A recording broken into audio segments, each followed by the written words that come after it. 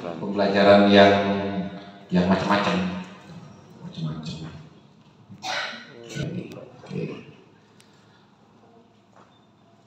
Nah, kita kosongkan dulu lah pikiran kita ya. Saat ini biasanya kita kalau ngomong diferensiasi itu kan akan nanti saya kalau mengajari ini berarti dengan model ini, mengajari anak ini dengan model ini, mengajari dengan model ini. Itu kalau kita 32 siswa maka kita harus punya 32 metode Bapak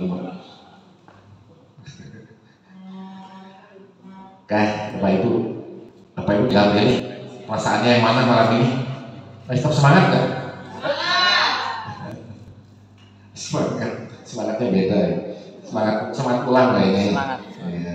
Tapi kalau kemarin kayaknya semangat berangkat gitu ya. Terpaksa. Bapak Ibu udah bawa laptop ya enggak ya? Enggak bawa sebagian. Ada yang bawa. Nah, Ada di kamar. kita aja bawa dari sana.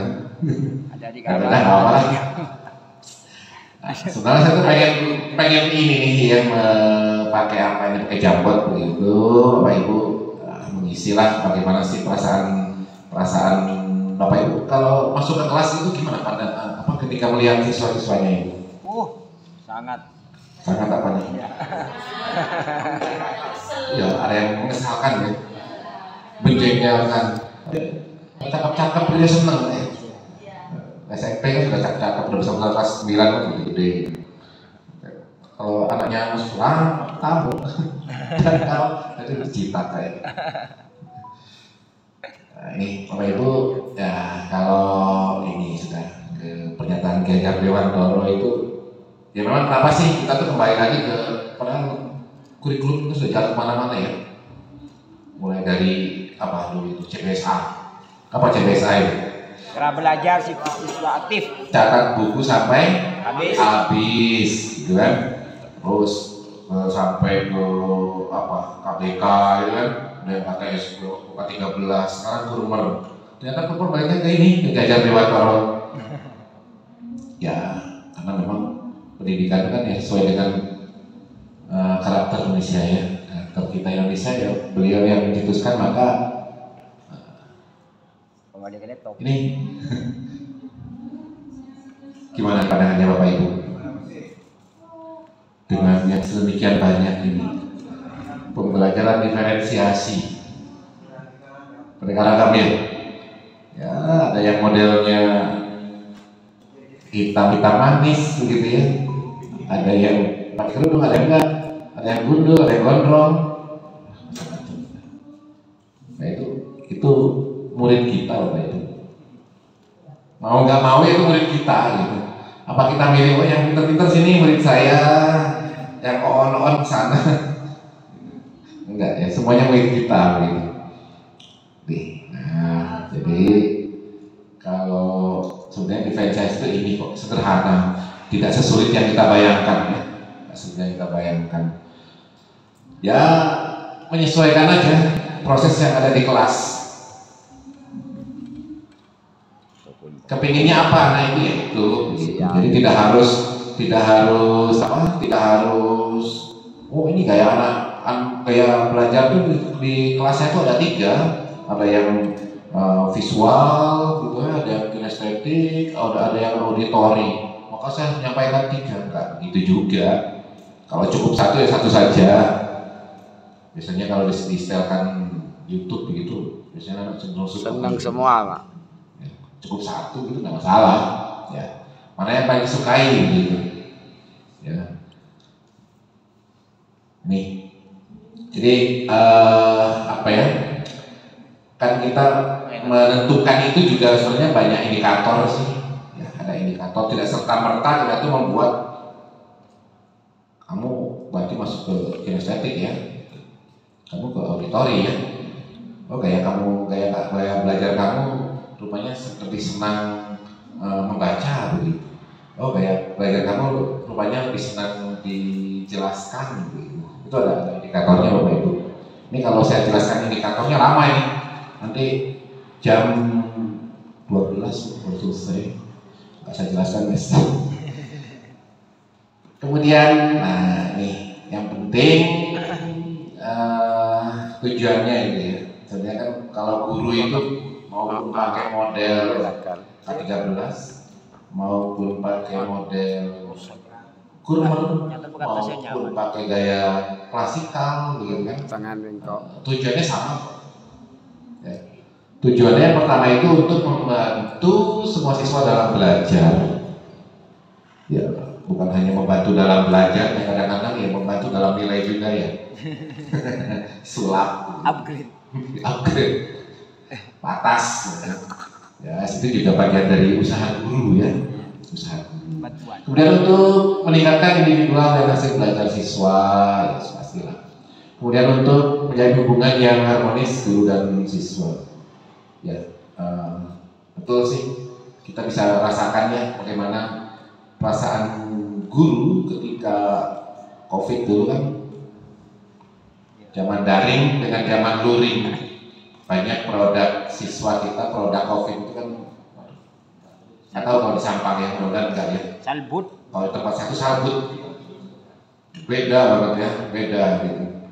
Kalau produk COVID itu ketemu gurunya, malu gitu bilangnya.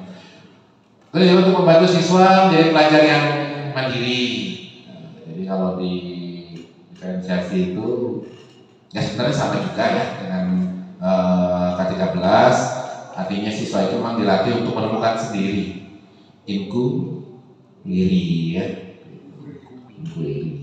Memang harus telaten, kadang kita nggak sabaran ya, disuruh nyari sendiri, ketemu langsung kasih tahu jawabannya, sini tulisannya. Suen, lama. Untuk meningkatkan kepuasan guru. Nah ini yang tidak ternilai ya sebenarnya. Kalau murid kita itu pintar ya, tidak ada yang sukses, senang. Murid saya itu Profesor Dr. Mahfud MD itu murid saya. Tapi kalau Caro nggak kenal ya. Nah ini Bapak Ibu, untuk melakukan diferensiasi ya banyak faktor. Lingkungan belajar, jadi nggak bisa dipungkiri ya, lingkungan belajar sangat pengaruh. Bagaimana siswa yang berasal dari pesisir dibandingkan dengan yang berada di pegunungan berbeda ya. Jangan dipaksakan monyet untuk berenang, ikan untuk memanjatkan begitu sebenarnya. Disesuaikan dengan lingkungannya saja. Nah, lingkungan belajar itu ini. Jadi untuk saling menghargai, murid merasa aman, harapan untuk pertumbuhan juga kolaborasi. Untuk pembentukan ini sebenarnya lingkungan belajar itu ya. Jadi saya share lah ini materinya ya. Kemudian ini pembelajaran diferensiasi itu lingkungan yang mengundang murid untuk belajar. Jadi kita ciptakan bagaimana sekolah itu menjadi sebuah tempat yang menyenangkan Bapak Ibu. Jangan-jangan sekolah itu dianggap neraka ya. Pasti. Waktunya sekolah ya, bangun ke sekolah gitu, pura-pura tidur lagi. Ya, itu di Pasuruan, di Mojokerto, kalau di Sampang mungkin cuma satu di sini, satu di sana, satu di mana-mana. Ya, jadi ciptakan sekolah itu yang menyenangkan ya. Paling tidak sekolahnya menyenangkan, gurunya juga diidolakan. Saya tuh di ruangan saya itu mesti kalau bawa jajan habis sama anak. Pertama anak itu masuk gitu ya, pura-pura pertama, assalamualaikum, waalaikumsalam, duduk-duduk. Jadi kalau di tempat saya itu saya disebut Pak Guru Kepala Sekolah gitu ya. Pak Guru Kepala Sekolah. Terus ada lagi Pak Guru Sapu-sapu, itu hanya punya itu Pak Guru gitu. Karena di tempat saya itu memang sekolahnya itu pelosok ya, daerahnya daerah rawan BK, rawan Bali. Jadi guru itu mesti laki-laki mulai dari dulu itu, jadi namanya Pak Guru. Ketika ada guru perempuan namanya Pak Guru Bine. Pak Guru Bine. Ada Pak Guru satu-satu, saya panggilnya Pak Guru Kepala Sekolah. Gitu ya. Jadi kalau siap sesuatu pasti saya bawakan gitu ya, makan makanan gitu ya, meskipun ayam meskipun udah agak-agak anak kan suka ya. Tapi yang membuat apa, yang monde saya sembunyikan itu buat tamu. Soalnya kalau mondenya dikeluarkan itu habis juga sama anak-anak itu. Jadi ciptakan sekolah kita, kelas kita atau pembelajaran kita yang memang ditunggu oleh muridnya. Jangan sampai nanti guru agama ngajar, ya guru agama, kabur. SMP itu memang masa-masa menyenangkan ya. Saya dulu SMP itu sering kabur juga sebenarnya. Gitu ya. Kalau gurunya nggak cocok, kabur atau manjat pagar gitu ya. Iya, padahal di luar nggak ngapa-ngapain gitu. Di luar tuh paling sembunyi di belakang temboknya duduk.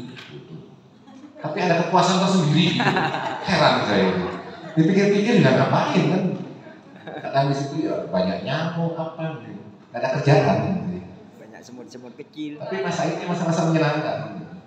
Nah kira-kira kita itu buat menyenangkan itu jangan di luar, tapi langsung di dalam. Kemudian tujuan pembelajaran yang didefinisikan secara jelas. Kemudian penilaian berkelanjutan, ya tidak parsial ya, tapi secara menyeluruh. Kemudian merespon kebutuhan belajar murid, ya, kemudian manajemen kelas yang efektif. Jadi sebenarnya kalau diferensiasi ini, ya bagaimana sih menciptakan murid itu apa ya? Ya senang aja. Artinya begini, kalau saya punya prinsip, kalau muridnya bahagia, begitu kan? Maka gurunya pun harus bahagia. Saya di sekolah itu setiap siang sampai tunggu pulang itu saya buat percepatan IKM ya 1 jam. Ya mulai dari dasar sekali, mulai dari kulitnya gitu ya. Kemudian beberapa sekolah sekitar yang mau gabung silakan aja, datang gitu ya, datang ke kita. Silakan kalau minum sih ada sih gitu ya. Tapi kalau makan enggak ya, karena kita tiap hari kan mengadakannya itu. Nah, itu saya sampaikan. Kalau di Kurmer itu kalau memang mau belajar kurikulum merdeka harus bahagia dulu. Kalau udah bahagia, apalagi di bawah tekanan itu mending enggak deh. Mending jangan dilanjut gitu. Ya kalau percuma sih enggak gitu ya, tapi kan tekanan batin gitu. Apalagi kalau kurikulum dari dulu ya berubah terus. K13 baru bisa buat RPP, sudah ganti Kurmer gitu kan. Ya, banyak sebenarnya permasalahan gitu ya. Tapi kalau saya di luar saya bilang iya ya. Tapi kalau di forum ilmiah saya bilang iya. Kurikulum itu dinamis. Kalau kurikulum tidak berubah, tetap di posisinya, ya kita akan ketinggalan. Pendidikan kita akan ketinggalan dengan zaman yang terus berubah itu. Untuk mengimbanginya terus berubah loh. Andaikan sekarang kita masih pakai CBS, ya sudah ketinggalan begitu. Ya tidak salah perubahan kurikulum itu memang harus ya, memang harus dinamis sih. Nggak ada yang salah. Ya. Ya kita aja yang penting perlu mengupgrade lah, Ya meskipun nggak bisa ya semampunya lah. Ya Bapak Ibu, bagaimana untuk meningkatkan potensi siswa dalam diferensiasi ya ini. Jadi sebenarnya kalau di Kurmer itu ciri sebenarnya pameran sih intinya begitu. Ya, unjuk kerja, pameran. Mesti kalau bilang pameran itu bayangan kita kan di B5 ya. Bukan sebenarnya. Jadi semua kegiatan kita pembelajaran itu juga harus unjuk kerja, ada pamerannya. Kalau saya di sekolah saya buat ada yang namanya gak bahaya tah, gitu. Gelar bakat hasil karya kita, gelar bakat dan hasil karya kita, gak bahaya tah, singkat begitu. Saya buat beberapa event dalam 1 tahun pameran itu. Ada yang pameran P5 itu pasti ya. Kemudian juga pameran kelas. Nah itu semua guru kan ada produk dari siswa itu dikumpulkan ya, dikumpulkan. Jangan membayangkan pameran itu mahal ya, enggak. Siswa kita pintar ngaji itu dipamerkan. Siswa kita wudunya sudah sempurna, itu kita pamerkan. Siswa kita sholatnya sudah sempurna, itu juga kita pamerkan ya.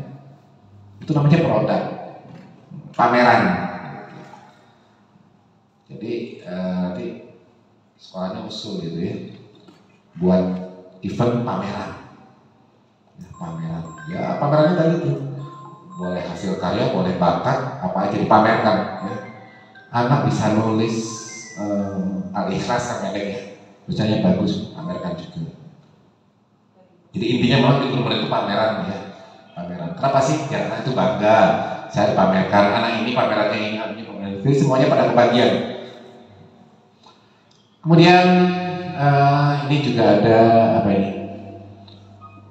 Memetakan kebutuhan murid dan strategi diferensiasi. Ya tentu ya yang pertama itu memetakan nggak serta merta. Nah, masih di K13 juga banyak begitu. Nih. Kemudian bagaimana pemahamannya itu ya, ada yang murid itu memang paham utuh, ada yang paham sebagian, ada yang belum paham. Pemetaannya biasanya disebut dengan asesmen awal ya, disebut asesmen awal diagnostik gitu ya. Kan ada yang kognitif, ada yang non kognitif. Kalau kita guru PAI ya yang kognitif ya, asesmen awal. Jadi nggak langsung kita masuk, langsung anak-anak ini loh, cara menyembelih hewan langsung bro, cara apa peradaban Andalusia jelaskan gitu ya. Enggak, idealnya itu diberi pemahaman dulu lah, baru ketemu ini. Kan sayang juga waktu itu ternyata anak-anak sekarang itu jauh lebih pandai, yang pandai tadi ya. Sebelum diajarkan mereka sudah belajar dulu gitu, karena mereka kan di bawah di mana-mana kegagaman belajar dulu, yang belajar tapi ya, yang nggak belajar juga banyak. Ya, tapi upayakan memang begitu sih, diberi untuk ya diingatkan lah kalau ada WA kelas, ya, misalnya di kelas 7A, 8A, Rana besok materinya ini silakan dipelajari, kasih aja bahan bacaan satu. Kemudian apa ini, memetakan kebutuhan murid ya, kesiapan murid, kemudian juga minat dan profil belajar ya, ini sebenarnya kita kan pelayan ya, pelayan siswa, butuhnya apa, jangan-jangan murid kita butuhnya minum kita kasih makan, kan nggak cocok. Nah itu Dapat 2. ada di 3 ini ya, disebut lah. Kemudian strategi diferensiasi ya ini, ada konten, kemudian proses, ada juga produk. Ya sudah kenal sekali ya, konten itu isinya, materinya apa begitu. Kemudian prosesnya kita menyampaikan ke siswa itu seperti apa. Ya, seperti yang kita lakukan di proses ya. Kalau siswa itu ya sukanya nonton, dikasih YouTube dia baru paham. Tapi ada juga siswa yang dijelaskan bolak-balik nggak paham, tapi kalau diperagakan orang begini loh namanya sujud itu, gitu kan, tempel kan itu apa keningnya itu ya, urutannya mulai dengkul dulu tangan, baru apa ini dahi, baru kemudian hidung. Jangan hidung dulu kamu tempelkan, darah gitu, diproses ya. Ada juga yang sukanya membaca.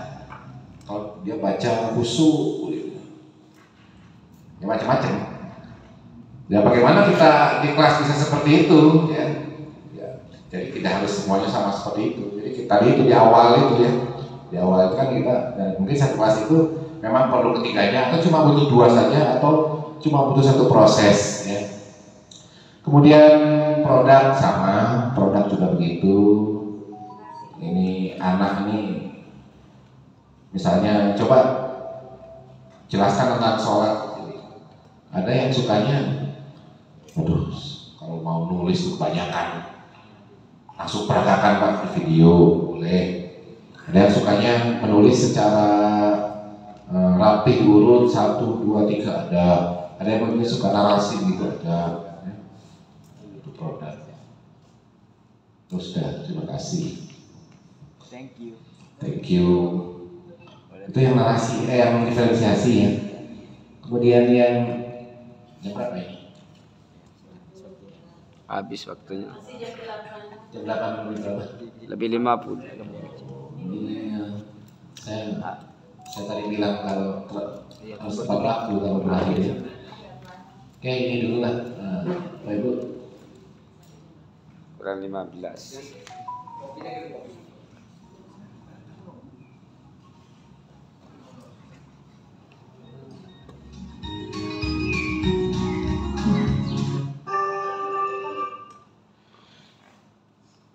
Hai. Apa jawaban Ibu? Oke. Bapak Ibu, kalau ini warnanya apa? Hitam ya? Hitam. Kalau ini? Oke. Karena kita berlatih ini ya, melihat warna ya.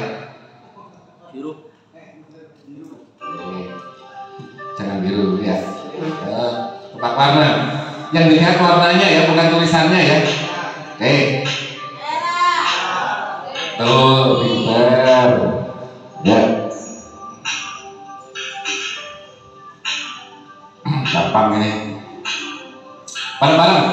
Yang semangat. Apa ini? Nah, terus. Oke. Yud. Terus. Nah, terus. Terus. Ya, tadi pink udah kuning jadi kuping. Berikutnya. Terus. Ya.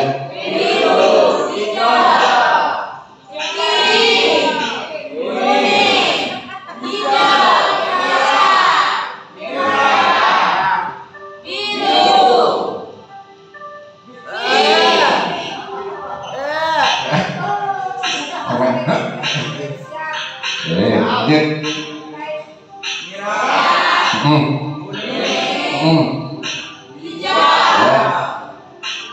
Ya.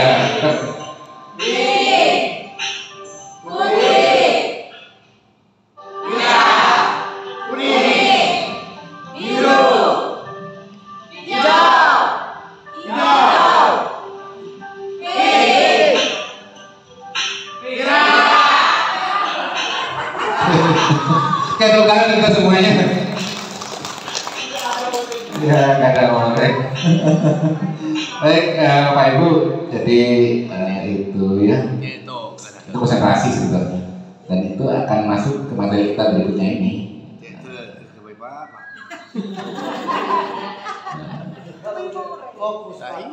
Fokus ya, fokus. Nah, Bapak Ibu, kalau kita tadi sudah belajar apa? Diferensiasi. Oke. Kok tepat ya? Sampang ini meminta materinya gitu. Kalau diferensiasi itu pembelajaran lahir sebenarnya. Maka untuk sosial emosional ini pembelajaran batin. Jadi lahir batin. Jadi mohon lahir batin. Pakai maaf. Nah, ini pembelajaran sosial emosional. Kalau yang tadi ya saya bikin ngebut karena sudah asing telinga ya. Kalau ini mungkin beberapa saja yang baru apa namanya menyimak apa itu pembelajaran sosial emosional. Yang tadi yang diferensiasi sudah.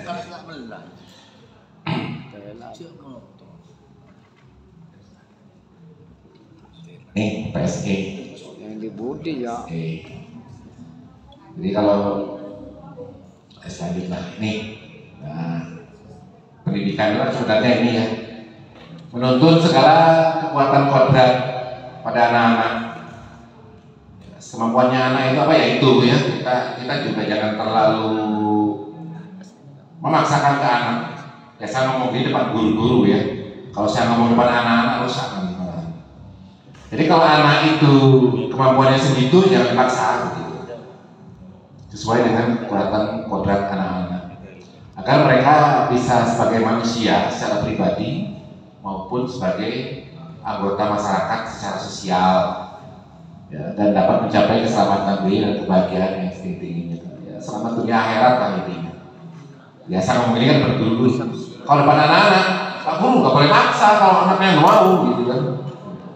Nah, kedepannya anak-anak ya kita harus motivasi anak-anak biar belajar rajin, semangat gitu. Tapi kalau kita sebagai guru ya kalau misalnya anak itu sudah ini nanti malah akan ada jadi siapa yang sama gitu, Pak Budi dulu ya. Nah, ya kalau maksud kita sebenarnya maksud kita itu kan baik ya, ya sholat gitu kan. Namanya anak-anak kadang nggak mau suruh sholat itu, akhirnya melawan gitu kan. Terjadilah hil yang mustahil gitu. Guru murid melawan ke guru, itu yang sering terjadi ya. Kemudian ini juga sebenarnya tepatlah kalau PAI ditambahi BP Budi Pekerti. Jadi pembelajaran Budi Pekerti itu ya karakter itu ya, pembelajaran jiwa manusia secara holistik. Hasil dari pembelajaran Budi Pekerti adalah bersatunya budi karena pikiran, perasaan, kemauan sehingga menimbulkan tenaga pekerti. Bapak Ibu, ya untuk budi pekerti itu kan sebenarnya juga digali dari budaya kita sendiri sih. Kalau kita kan di Islam nggak ada ya yang namanya cium tangan gitu kan. Yang adanya apa sih? Pegang kepala malah ya. Nah, tapi kalau di Indonesia namanya cium tangan kan baik. Kayak itu termasuk budi pekerti isinya. Nih, jadi sosial emosional, Bapak Ibu bisa bayangkan ya sosial emosional itu ya. Sosial emosional itu ya mirip-mirip dengan tadi lah yang hipnotis. Sebenarnya mirip sih, karena yang diserang itu kan batinnya. Ya. Kalau diferensiasi tadi kan lahirnya. Bagaimana kita mengolah siswa secara lahir sebenarnya, memenuhi kebutuhan belajar siswa secara lahir. Kalau ini secara batin Bapak Ibu, ya kalau kita guru agama tentu ditambah juga dengan doa-doanya, ya, jangan lupa. Nih, kemudian apa ini? Jadi saat murid berkembang, kalau kita memperhatikan kompetensi sosial emosionalnya, maka mereka itu akan terus berkembang ya ke arah positif. Namun jika diabaikan, akan berdampak buruk, ya, akan berdampak buruk. Artinya apa? Memang ini sangat penting begitu. Jadi siswa itu tidak hanya lahir tapi juga batin ya. Ini Bapak Ibu prosesnya ada peningkatan 5 kompetensi sosial yang akan dijelaskan di belakang ya. Jadi kalau kita menggunakan 5 kompetensi nanti di belakang ada, ini akan berdampak ke peningkatan perilaku positif. Kalau lingkungan belajar yang suportif, mendukung, maka akan mengurangi perilaku negatif. Kalau peningkatannya sikap pada diri sendiri ya, kemudian respect, empati, toleran pada orang lain, maka akan mengurangi rasa stres, peningkatan performa akademik siswa. Agak bingung ya, ini penjelasannya. Tujuannya ini apa itu? Sebenarnya untuk PSE yang mengelola siswa, mengelola emosional siswa, juga mengelola emosional guru. Ya. Jadi ketika ada murid yang nggak bisa itu kita juga akan jadi jengkel, gak darah tinggi begitu. Nanti murid-muridnya yang nggak bisa malah gurunya yang setruk, kan rugi. Muridnya nggak bisa kita mikir terus, ya bukan berarti pembiaran gitu ya, nggak seperti itu sih. Kemudian menetapkan dan mencapai tujuan positif di pengelolaan diri. Kemudian merasakan dan menunjukkan empati kepada orang lain, ya, kesadaran sosial. Kemudian membangun dan mempertahankan hubungan yang positif, juga membuat keputusan yang bertanggung jawab. Nah, Bapak Ibu, ini kan tidak bisa dibentuk dengan sekali ajarkan mereka bisa, itu enggak. Perlu waktu ya, perlu dilatih gitu. Kalau kemarin Pak Sahlan itu kan membuat program apa recehan gitu ya. Pak Demos. Kenakan menyisihkan uang saku gemus, ya, uang 500 rupiah gitu ya. Apa? Elang tak sosa, nemu tak rela. Ya, hilang nggak susah, nemu juga nggak bahagia gitu. Saking nggak berharganya itu gitu loh. Tapi ternyata dengan recehan itu kan bisa menimbulkan empatinya gitu kan. Ternyata ya, uang 500 bisa digunakan untuk hal yang bermanfaat. Ini sebenarnya masuk ke tujuan-tujuan ini. Ini Bapak Ibu, nah yang saya bilang tadi 5 kompetensi sosial dan emosional. Ada kecil ya, ada kesadaran diri, kemudian manajemen diri, kesadaran sosial, kemudian juga ada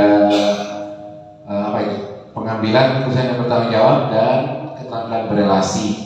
Panjang ini, mungkin baca sendiri lah. Apa dijelaskan dulu? Nggak usah. Nggak usah ya? Nggak usah. Jadi ini dari ini juga sebenarnya sudah bisa sudah bisa digambarkan ya, bisa digambarkan. Nah ini tindak lanjut yang paling nyata di PSI adalah membantu anak kita mengelola apa yang ada pada diri mereka dan meningkatkan pembelajaran yang melatih perhatian. Jangan cuek. Jangan cuek. Ini ya itu sih sebenarnya. Ketika ada sampah begitu ya, kemudian anak itu lewat, dia mengambil sampah lalu menaruh di tempat sampah, itu berarti anak itu sudah perhatian. Tapi kalau cuek saja, ada temannya yang jatuh sekalipun dia nggak noleh, itu bahaya. Sosial emosionalnya perlu digembleng lagi, ya perlu digembleng lagi. Ya termasuk sebenarnya kita juga Bapak Ibu. Jadi kita juga sama lah mendidik mereka itu dengan hati begitu. Ya didoakan. Beda kok kalau kita ngajarnya dengan apalagi dengan emosional itu bukan kamuan ya, dengan emosi yang santun gitu. Tapi kalau emosionalnya kamu jadi berantem. Ini mindfulness yang secara penuh sebagai dasar pengembangan 5 KSE. Jadi sebenarnya bentuk-bentuk seperti ini juga bisa kita tunjukkan ke siswa. Kalau ada siswa ke kita, ya jangan dicuekin. Gak enak loh kita pas ngomong dengan teman kita, ternyata teman kita main HP. Enak gak? Gak enak, dicuekin udah enak ya. Apalagi kalau zaman dulu kirim surat begitu, kirim surat pacarnya ya. Kirim surat yang gak dibalas, yang gak tahu ditolak, apa gak diterima, tiap ketemu senyum terus tapi nggak ngeliatkan gitu kan jadi bingung gitu kan. Sama dengan murid kita, Pak Guru, Pak Guru, terus itu aja. Bada. Ya. Bada. Ya, mereka juga manusia gitu kan, yang perlu diperhatikan. Sama dengan kita ke anak, ke murid kita, Cong, bilang lah gitu.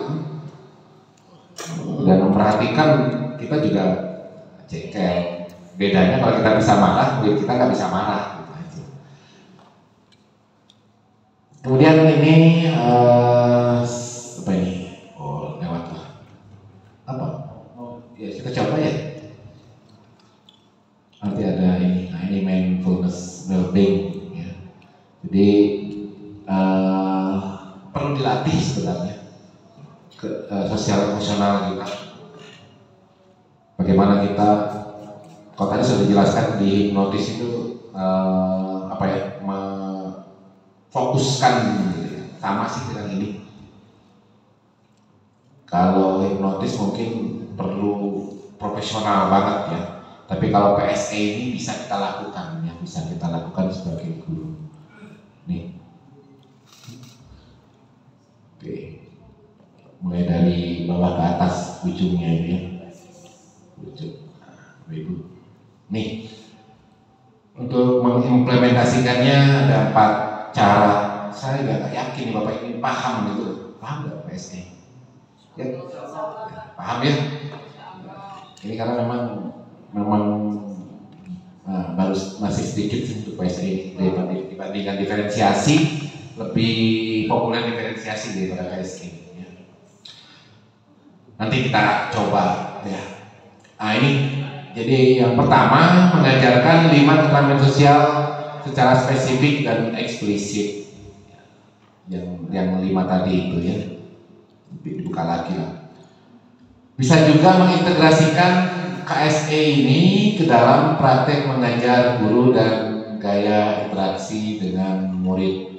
Nanti saya beri satu contoh RPP-nya ya, yang sudah terintegrasi baik dengan KSE maupun dengan diferensiasi. Satu aja tapi kalau semua sampai kelas 9 iya, ya sama saya juga belum buat kalau semuanya ya. Ya mau buat ternyata sudah pindah, semangatnya hilang guys. Kemudian mempengaruhi pola pikir murid tentang persepsi diri, orang lain dan lingkungan. Ini penting. Jangan jadi kompor intinya itu ya, jangan jadi kompor. Ada hal-hal yang negatif malah dikomporin gitu. Wah, iya tuh, memang kurang ajar itu. Wah, sama panas gitu, sama panas. Jadi apa ya sifatnya memberikan pesan-pesan positif lah kan. Kemudian mengubah kebijakan dan ekspektasi sekolah terhadap murid. Ya, program semacam ini kan nggak bisa kalau cuma GPAI. Nggak bisa. Ini memang menyeluruh kok programnya dari sekolah. Ya, yang biasa disebut dengan penerapan budaya positif. Pembiasaan lah kalau kita itu ya. Kalau di Kurmer namanya budaya positif. Dan itu ternyata yang paling laris adalah guru PAI. Dari salam assalamualaikum ya.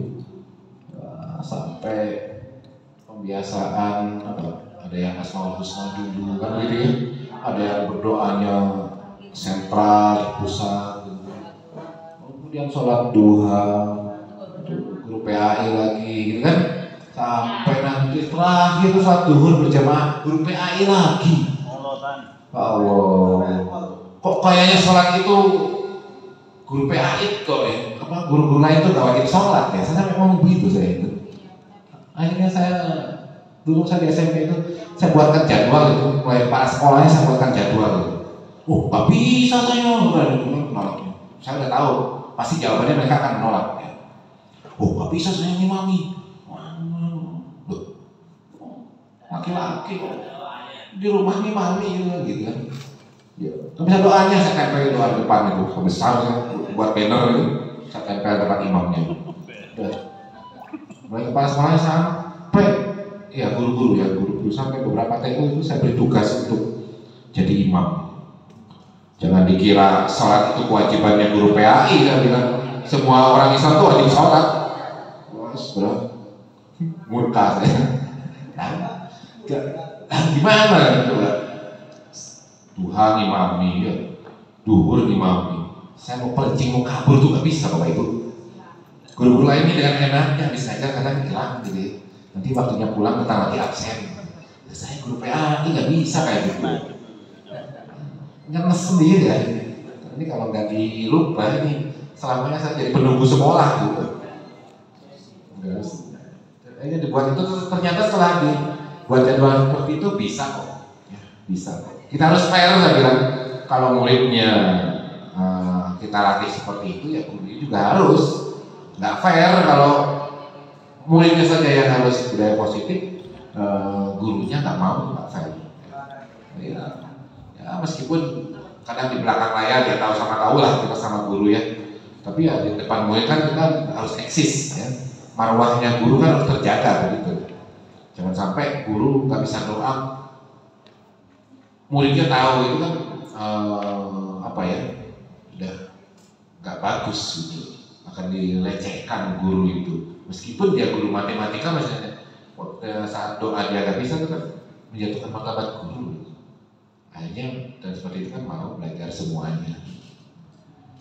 Nah ini Bapak Ibu salah contoh-contoh pengajaran ya. Sepertilah ini. Nah ini kesadaran diri. Jadi ada 6 emosi dasar. Ada takut, marah, jijik, kaget, sedih, bahagia. Ya kita akan mengalami emosi-emosi ini ya. Oke. Kita bisa bayangkan ya. Kita akan takut itu ketika posisi apa sih sebenarnya? Apa? Ya, masalah. Ada lagi takut, posisi terancam, gitu. Atau jangan-jangan pas jalan malam sendirian juga takut. Aduh. Bulan Jones. Ini kan memancing emosi kita ya. Marah itu pas kita posisi seperti apa sih? Keadaan seperti apa marah?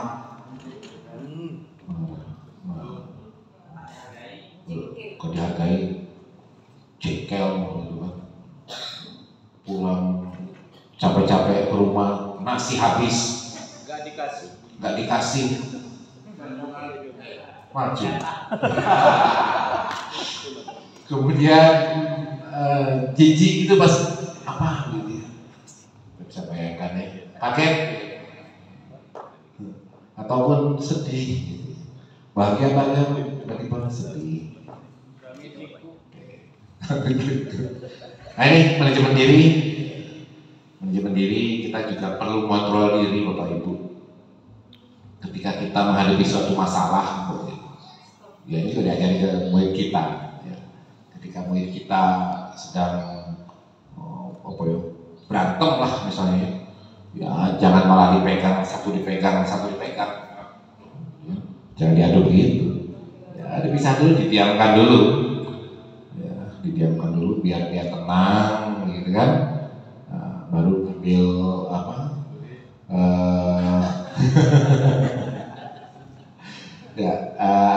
baru kalau dia mau disuruh cerita ya cerita ya, baru ambil langkah-langkah berikutnya. Ini namanya teknik stop ya, stop. Jadi jangan mengambil tindakan ketika kita sedang tidak stabil. Hipnosis. Ya. Oke, ini ya istilah. Ini tadi ini contohnya. Ini juga tadi sudah dijelaskan tentang kesehatan empati. Empati kan lebih dalam daripada simpati ya. Kadang simpati, kadang XL, kadang as. Nah, yang lebih mendalam dari siswa itu adalah dipelajari bagaimana empati. Kan batin ya yang kita serang siswa itu kan batinnya, bukan hanya lahirnya tapi batinnya. Sebenarnya kalau sudah batinnya itu menyatu dengan kita, kondisi batinnya siswa itu sudah bisa kita kuasai, soalnya nggak ada masalah kok sebenarnya. Yang ada masalah itu kan kalau batin mereka tidak terkontrol tadi itu. Bagaimana siswa marah, kita marah, siswa sedih, kita marah. Atau sebaliknya, siswanya yang marah, kita sedih. Siswa ketemu kita takut di jalan, udah takut. Mau masuk sekolah sudah takut, sudah emosi-emosi yang tidak bagus ya. Jadi empati. Jadi bagaimana kira-kira murid itu bisa merasakan oh begitu ya jadi guru itu sama dengan kita. Guru juga ketika siswa kita itu tapi ternyata setelah kita kunjungi rumahnya kasihan gitu kan. Aduh ternyata rumahnya jauh, juga tinggal sama neneknya. Jangan untuk belajar, untuk kasihanlah gitu ya, buku pun tidak punya, tidur pun cuma ya itu bukan cuma ada di dongeng ternyata ya, juga di realita kehidupan kita itu ada. Nah, banyak itu. Ternyata setelah kita tahu itu kan ke siswa itu yang biasa kita marah-marah beda. Jadi beda. Indonesia ada. Anak kita tuh ya anak yang harus dikasihani gitu, ya harus kasihani. Jadi betul kalau kita cuma tahu di sekolah saja, ini sekolah yang ideal, anak datang rapi, sipit baju masuk semua kan gitu ya, masuk ke kelas siap mau pelajari semua, dikasih ulangan kayak 100 semua, tapi kan realitanya nggak begitu. Ini ya contoh aja yang menunjukkan tadi. Nah ini ada yang ya tidak semuanya tidak semuanya lancar-lancar saja. Ini dia ada yang ini kerjasama, relasi kerjasama, dan juga resolusi konflik, ya resolusi konflik. Bagaimana kita juga dari omong-omongan itu juga bisa menata emosi, ya. Bagaimana cara menyatakan sikap setuju dan tidak setuju, begitu. Misalnya begini, kalau apa ya? Misalnya kepala sekolah kita ada membuat sebuah kebijakan yang kayaknya berbahaya, begitu. Yang kayaknya berbahaya. Kalau ditanyakan pada kita bagaimana Pak? Bagaimana Bu menurut Ibu ini? Kalau misalnya kita menarik uang 1 jutaan kepada siswa, setuju nggak? Nah ini kan perlu teknik. Kalau Bapak Ibu menyampaikan, jangan Pak, punyaan Bapak itu bisa berbahaya Pak, masuk polisi. Langsung paling kepala sekolah juga langsung berdiri, enak saja usaha kepala sekolah. Tapi kalau kita tekniknya misalnya menggunakan kata kalau saya itu khawatir Pak seperti itu. Ya kalau Bapak punya pandangan lain silahkan. Kalau saya khawatir Pak, saya nggak berani. Udah, kalau seperti itu kan dia kan nggak bisa maksa kita. Tapi kalau kita langsung mengangkat orang lain ya, jadi nggak terima dia. Sama dengan siswa kita juga begitu. Kalau langsung kita salahkan, ya, tentu mereka pun meskipun nggak berani melawan, tapi hatinya kan dongkol, ya, menolak, gitu ya. Pakai tutur kata yang bijak lah. Bagi contohnya, ya, pakai saya. Gitu. Kemudian ini bagaimana membuat keputusan yang bertanggung jawab, ya. Siswa kita ajari untuk bertanggung jawab Bapak Ibu. Terutama untuk hal-hal yang prosedural, aturan mainnya jelas, ini diajari bertanggung jawab. Kemudian, nah ini contoh-contoh nanti ketika mengajar dengan interaksi kita dengan murid menggunakan KSE, kompetensi sosial emosional, di pembukaannya yang hangat, ya, kemudian dijelaskan ada rinciannya juga, kemudian kegiatan inti dan penutup. Gitu. Oke, jadi Bapak Ibu selesai kayaknya, selesai. Bapak Ibu. Jadi begini, contoh mindfulness, ya, contoh mindfulness. Ada nggak ya? Kayaknya ada deh.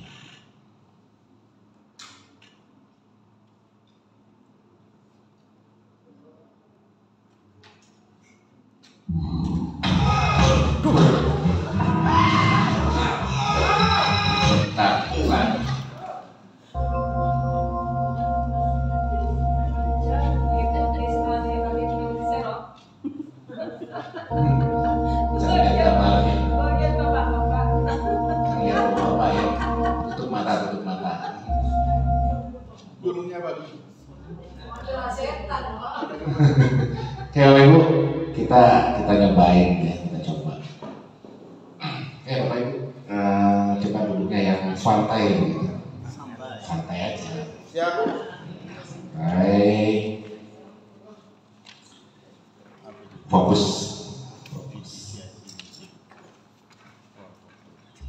Saya nggak pakai notis Bapak Ibu ya. Notisnya sudah tadi. Oke Bapak Ibu. cari yang santai, boleh tiduran juga nggak apa-apa sih. Kakinya boleh di relax aja, relax, ya, relax. Cari posisi yang paling enak dan nggak usah banyak gerak lah. Boleh tangannya begini, ya boleh begini, nggak apa-apa. Kalau perlu dipejamkan matanya nggak apa-apa, silakan ya, pejamkan matanya. Bilang Pak, itu. Pak Ibu, ya. Bayangkan kita ini menjadi seorang murid, ya, menjadi seorang murid yang pada hari itu kita baru saja masuk ke kelas, ditemani oleh Bapak Ibu guru yang sangat mereka idolakan, yang sangat mereka gambarkan begitu bahagianya mereka dalam hatinya ketika diajari pelajaran pendidikan agama Islam. Guru itu mengajarkan bagaimana Allah itu sangat mengetahui keberadaan dirinya siswa itu, sehingga siswa itu sangat berhati-hati dalam tindakannya, dalam perilakunya, ucapannya, baik di rumah, di sekolah, sehingga dia punya keinginan bahwa sekolah itu bukan hanya sebatas dia berangkat dari rumah kemudian pulang lagi ke rumah, besoknya juga begitu dan seterusnya, tapi dia punya keinginan bahwa dengan sekolah itu kelak dia menjadi orang yang sangat bermanfaat, berguna, bisa membahagiakan orang tuanya, bisa membahagiakan gurunya, kemudian dia terus untuk belajar begitu tanpa ingin mengecewakan hati seorang gurunya. Dia berpikiran bahwa belajar itu sebuah kebutuhan untuk dia, tidak semata-mata kewajiban saja. Dia yakin betul bahwa dengan sekolahnya itu dia bisa berubah. Yang saat ini dia adalah seorang siswa yang tidak punya baik harta, juga tidak punya orang tua, dengan keadaan yang sangat terbatas, tapi dia yakin bahwa sekolah itu bisa merubah keadaannya. Dia selalu berdoa kepada Allah, dia selalu minta kepada Allah bahwa untuk menjadi orang yang sukses tidak lepas dari pertolongan Allah, juga butuh proses yang panjang, butuh orang-orang di sekitar untuk membantunya, sehingga dia punya keyakinan bahwa pasti dia akan berhasil. Ya, silakan dibuka matanya. Selesai.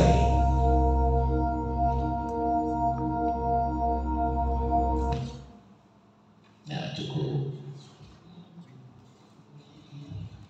Oke, Bapak Ibu, itu sebenarnya contoh aja sih, contoh untuk ke siswa ya, bagaimana kita itu membuka pelajaran. Sekali siswa itu perlu juga diberi sentuhan-sentuhan gitu ya, sentuhan-sentuhan seperti itu bisa kok ya.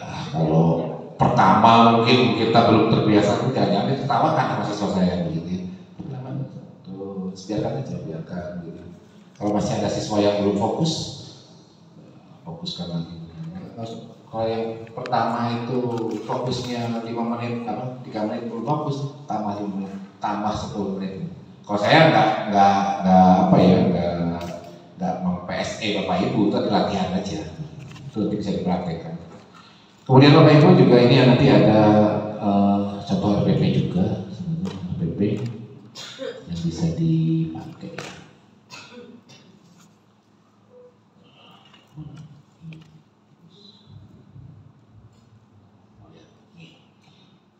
Nah, ini kenang-kenangan dulu ini Pak Sahan. Nah, ini bisa dipakai. Dalamnya itu sudah ada integrasinya dan integrasi dengan diferensiasi juga. Jadi sudah saya beri tanda. Oh, ini yang PSE, ini yang diferensiasi. Jam berapa ini? Oh, sudah lebih ya. Nah 10. Sudah 1 jam berarti saya ya. Iya. 1 jam pas. Lanjut. Mau lanjut? Lanjut. Oke, barangkali Bapak Ibu silakan kalau ada yang mau bertanya lah, silakan lah. Silakan bertanya ya. Ayo, En. Tuh. Aduh, En. Tanya. Enggak, Kok bingung ya? Pak Willy, ayo. Bingung. Ya memang saya juga bingung juga. 1 jam untuk menyampaikan 2 materi ini, wah ngebut ya, ngebut. Jadi cuma kulitnya saja. Jadi kalau kalau pembelajaran diferensiasi itu sebenarnya harusnya dipraktekkan ya. Tapi tidak apa-apa lah Bapak Ibu. Nanti di MGMP masalah PR-nya. Nanti bisa dibuat open class ya. Model-model lesson study gitu, dibuat pembelajaran diferensiasi, baik itu dari konten, proses dan produknya seperti apa. Itu nanti kita bisa belajar di sana sebenarnya. Ya idealnya kalau untuk sampai ke praktek itu butuh beberapa jam sih. Ya, kan namanya pembelajaran itu kan dimulai dari perencanaan dulu ya. Perencanaan, kita buat perencanaan, kemudian juga prosesnya baru sampai ke refleksi gitu. Bisa gitu. Ya jadi cuma materi aja lah, cuma nanti saya materi saya kopikan. Ada pertanyaan Bapak Ibu? Tidak ada. Saya membuka pertanyaan Pak. Monggo Pak. Assalamualaikum warahmatullahi wabarakatuh. Assalamualaikum. Masih semangat Bapak Ibu? Masih. Semangat. Yes. Berkenaan dengan apa yang disampaikan Bapak Yatna tadi, itu semuanya adalah untuk merangsang anak menyadarkan kompetensinya. Kemudian di lapangan tidak seperti itu yang kita rasakan. Teori yang kita terima hari ini memang menggugah rasa untuk ingin meningkatkan diri, bagaimana menyampaikan yang terbaik untuk anak. Kemudian kondisi di sekolah juga kadang membuat keinginan kita juga pupus harapan dari itu. Misalnya begini Bapak, kita sudah siap dengan konsekuensi kita mengajar persiapan juga. Kemudian sekolah, karena anak itu belajar harus ada sumber belajar yang sebagai pedoman, bukan inti sebenarnya sih, pedoman dasar. Misalnya buku lah, nggak begitu, sebagai dasar untuk bisa dibaca anak. Sekolah sebagian mungkin ini hanya mampu menyediakan untuk salah satu sumber belajar anak satu bangku hanya satu buku. Ditambah lagi anak itu tidak membawa buku, apa ketinggalan bukunya. Situasi ini apa yang harus kita lakukan? Sudah bukunya satu bangku satu, ada yang tidak dibawa lagi. Sementara kita ingin mengajarkan tentang apa yang kita kenal dengan literasi dulu ke anak. Misalnya kita mengadakan prolog seperti yang disampaikan Pak Yana, kita bangkitkan emosionalnya juga sebelumnya, lalu kita masuk ke bagaimana materi yang kita sampaikan. Ini bagaimana menyikapi Pak Yana? Terima kasih. Oke, terima kasih. Langsung saya tanggapi aja ya, biar nggak lupa. Ini memang begini Bapak Ibu, tataran teori itu tataran ideal ya. Tapi saya katakan bahwa apapun itu untuk di kurikulum Merdeka itu ideal untuk segala model, dan yang disampaikan oleh Pak Hari itu memang fakta ya, tidak hanya di Sampang tapi juga di daerah-daerah lain, bahkan mungkin di luar Jawa sana kondisinya lebih mengenaskan lagi.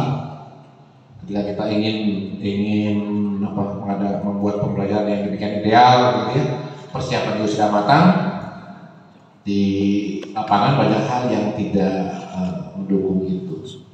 Namun sebenarnya begini, kembali lagi kepada tadi itu pendidikan itu kan memang pendidikan yang kebutuhan anak sesuai dengan kodratnya ya, baik itu kodrat alam maupun kodrat zaman, dan itu tidak sama ya, tidak sama. Kalau sekarang kan kita kadang sering ngomong begini, kurikulumnya itu kan dibuat di Jakarta gitu. Ya cocok untuk orang Jakarta, kalau orang Madura nggak cocok ya, nggak juga ya. Kalau di forum saya bilang nggak juga, tapi kalau di luar saya bilang iya ya, pada rame maksudnya. Tapi kalau di saya tegaskan itu tidak ya sebenarnya. Kita itu kan guru itu ya nggak kehabisan apa ya, dalam itu nggak lakon gitu kan kalau Jawa ya. Jadi dalam guru itu nggak kehabisan taktik sebenarnya. Apapun yang dibuat di Jakarta misalnya seperti itu, idealnya ya kita ubah, kita sederhanakan. Maka kan kalau dulu itu ada namanya KKM, kalau di kurikulum itu ada KKTP. Jadi ketika ada kondisi siswa yang seperti itu ya kita berikan standar jangan tinggi-tinggi. Kalau sarana nggak mendukung ya, kalau misalnya kita dulu berikan target itu 75, sarana nggak mendukung, kita beri target 60 aja nggak apa-apa. Kita turunkan grade-nya ya, turunkan misalnya kalau itu menurut berdasarkan angka gitu ya. Tapi kan begitu, kalau KKTP kan ya KKTP-nya diturunkan. Kalau dulu itu siswa misalnya menguasai contoh Yasin 83 ayat itu berarti dia nilainya 100. Maka sekarang kalau siswa itu menguasai 40 ayat itu sudah nilainya 100 gitu. Paham ya yang saya maksudkan ya? Jadi untuk standar nilai, kalau kita ngomong nilainya sama, nilainya sama. Tetapi standar grade-nya yang kita turunkan ya, maksudnya untuk KKTP itu. Standar pencapaiannya yang kita turunkan. Karena pertimbangan itu jangan disamakan siswa yang fasilitasnya lengkap dengan siswa yang hidup apa adanya. Jadi ya tadi itu banyak cara sebenarnya sehingga siswa itu terlayani dengan hasil yang kalau ngomong bobot nilai itu sama ya. Tetapi hasil nggak sama, nggak sama. Tentu siswa yang fasilitas lengkap itu mereka akan mendapat kemungkinan hasil itu tentu lebih tinggi kan. Kalau fasilitasnya nggak lengkap, ya tentu kemungkinan ketidakbisaannya yang lebih tinggi malah. Ya, tapi itulah faktanya memang. Jadi kemampuan anak segitu ya kita jangan terlalu memberikan standar yang sama. Berikan sesuai dengan keadaan anak itu. Itu juga tidak membuat kita stres sebenarnya. Ya apa adanya aja. Kita jangan terlalu pasang target terlalu tinggi sesuai dengan kondisi anak. Tapi saya katakan ini jangan dibocorkan ke siswa, ini rahasia kita sebagai guru gitu. Kalau sampaikan ke siswa rusak nanti katanya Pak Guru itu sudahlah semampunya kita gitu. Karena di Kurmer itu kan pendidikan itu sesuai dengan kodrat alam dan zamannya anak, sesuai dengan kemampuannya anak, sesuai dengan kebutuhannya anak begitu. Akhirnya anak tentu tidak akan kondusif kalau seperti itu. Jadi intinya meskipun banyak kendala di lapangan, ya kita juga harus bermain lagi. Kalau memang grade-nya yang perlu diturunkan ya diturunkan. Kalau memang tujuan pembelajaran yang harus dicapai itu terlalu tinggi harus kita turunkan. Intinya memang apa ya, si anak itu kalau dihitung nilai ya bisa sama, tetapi tujuan pembelajaran dicapai tidak akan sama, ya tidak akan sama. Jangankan anak satu kelas dengan latar belakang yang berbeda-beda, wow, ayam itu dari satu induk itu netes itu ya udah sama, apalagi manusia kan begitu ya. Kita kembalikan ke situ aja, itu Pak Hari ya. Jadi apa standarnya lah. Nyambung sekalian Pak. Jadi kami bisa membuat kesimpulan, mungkin ini benar atau salah. Dengan kemampuan anak yang realistis seperti itu, berarti disesuaikan dengan KKTP. Berarti bisa jadi KKTP itu bisa bervariasi. Artinya setiap anak mempunyai KKTP tersendiri.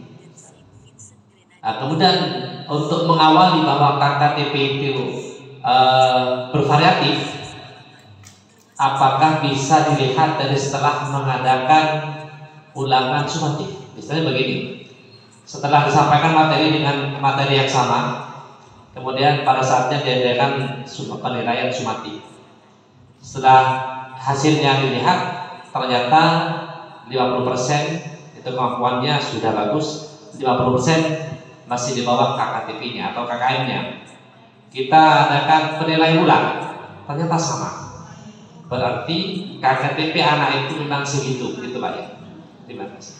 Ya, betul. Jadi memang dulu saja zamannya KKM ya, dan itu sekarang sudah zaman KKTP. Itu kita kalau kita remedi, nah, remedi kita kan biasanya langsung aja remedi. Kan remedi kan harusnya kan ada apa namanya pendalaman materi lagi dan seterusnya gitu ya. Tapi kadang kita tuh langsung aja diremedi kan soal lagi, soal yang berbeda. Intinya ketika kita melakukan tes sumatif, kemudian si anak itu sebagian besar ternyata juga nggak mampu mencapai KKTP, kemudian di remedi lagi juga segitu, ya berarti KKTP-nya yang perlu diturunkan. Standar umumnya di sekolah kita tuh memang belum mencapai itu. Apa diturunkan aja, diturunkan. Jadi prinsipnya begini loh, kalau di Kurmer itu justru kalau pendapat saya sih Kurmer dengan kalau membandingkan sebenarnya nggak boleh kalau membandingkan. Justru kalau di Kurmer itu luas, ya, luas. Kalau anak ini nggak bisa, diturunkan KKTP. Tapi kalau secara umum nggak bisa, malah lebih enak lagi, nanti diturunkan KKTP yang standarnya. Biar mencapai nilai yang tinggi, artinya 80 sekolah A dengan 80 sekolah B itu tidak sama. Ya memang ya semua itu kan plus minusnya. Oh di sekolah sana kayaknya 90, tapi kemampuannya seperti itu. 80 di sini tapi kemampuannya lebih tinggi. Bisa seperti itu. Karena KKTP-nya mungkin di sekolah A lebih rendah daripada yang di sekolah B. Lebih fleksibel sebenarnya, ya. Lebih fleksibel, nggak terlalu nekat. Kalau KKM dulu kan jelas sekali, anak yang pintar ya dapat lebih tinggi, anak yang biasa-biasa saja mendapat. Tapi kalau di sini ya bisa saja sama nilai, tapi kan bobotnya berbeda. Ini seperti itu Pak ya. Ya lebih fleksibel lah.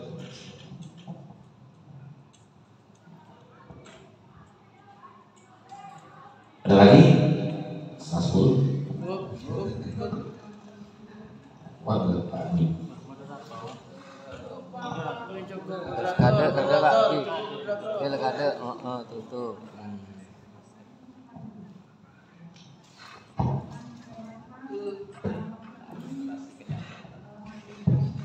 Baik, Bapak Ibu, demikianlah materi kita untuk malam hari ini. Mudah-mudahan apa yang sudah disampaikan oleh pemateri kita memberikan pencerahan, dan kami harap apa yang sudah disampaikan Bapak dan Ibu Guru tidak puas diri, dan harapan kami semoga pendalaman materi ini bisa ada tindak lanjut di kegiatan MGMP kita yang nanti akan dikembangkan, mungkin untuk dibahas kembali sebagai pemantapan. Baik Bapak Ibu, demikianlah untuk pertemuan malam hari ini. Kami sebagai penata acara, sebagai moderator, sebagai pemandu acara, manakala ada hal yang berkenan bagi Bapak Ibu sekalian, kiranya dimaafkan. Akhir minggu, wassalamualaikum warahmatullahi wabarakatuh. Selanjutnya kami persilakan kepada panitia, dan barangkali demi lebih hikmatnya pertemuan malam hari ini mungkin bisa dilakukan sesi foto bersama, mungkin seperti itu ya. Oke, terima kasih. Mari Bapak. Tapi lalu anotasi triknya di bawah.